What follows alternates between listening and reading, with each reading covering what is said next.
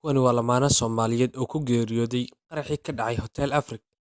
kadib markii ciidamada Al-shabaab la eegteen qarax xooggan kaas oo ku geeriyoodeen dhammaan dad aad u fara badan oo xilka dowladda Soomaaliyana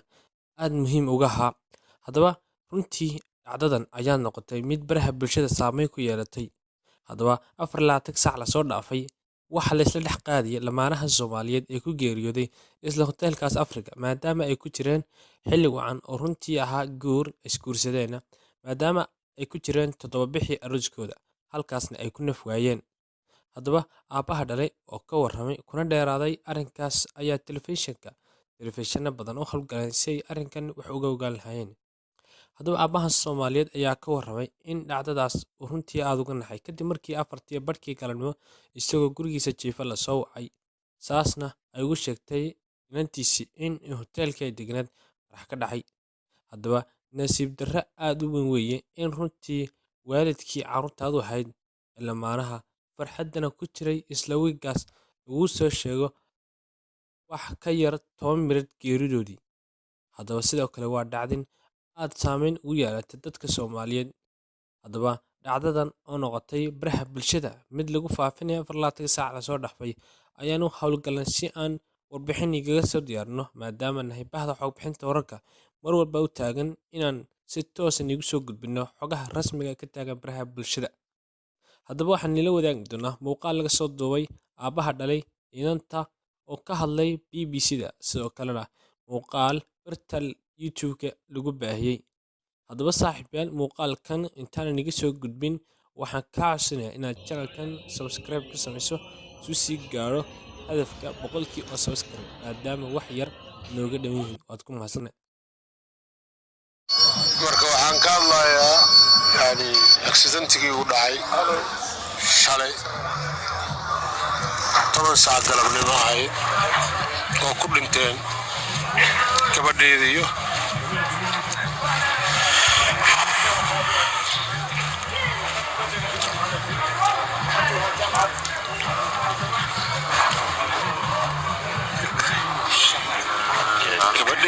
wiilkayga. gabadheeda guur aroos ayadoo hotelkaas Africa ay deganayeen oo meesha isku guursadeen. marka waxaa dhacday 4 galabnimo anoo jiifo 4 barkii anoo jiifo ayaa telefoon yimid ii soo diray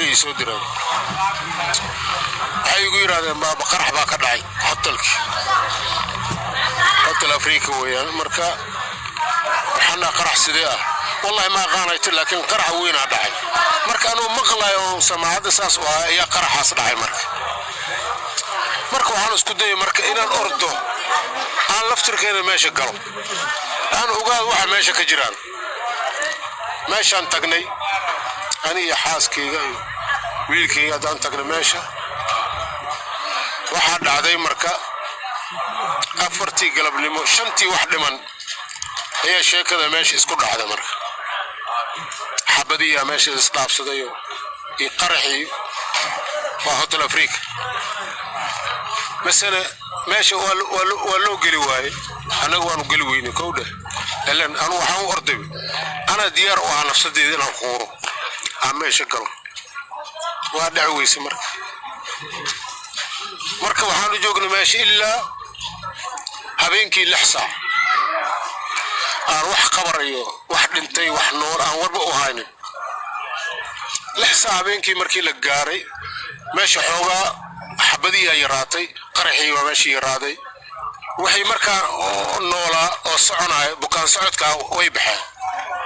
ناوعي والله قال مركا محاهري مركا وحي دنتباهري مركا gabadheedu waxaan ka waayay dadkii bukaan socodka ah ama dadkii dhaawaca waa ka waayay marka waxa isugay ayadii ninkeedii markaan ka waayay waxa isugay waxay ahayd marka meedkii sida ku heshaa marka meedkii waxay ugu noqday marka inaan arko saacadaas yar oo leedahay sug lagu gelina meedku waad arkaysaa waxay la noqdeen yani siniin badan aan sugi karin markii dambe waxaa la yidhi meesha ka taga xabada lagu kala eriyey waa baxnay marka isbitaal madiinaan tagnay marka meeshaan ku ilaah tuugi meydka arko bes siyaa marka meydkii meesha la keenay ku arki maantana inta masjidkii waxaa xamar weyne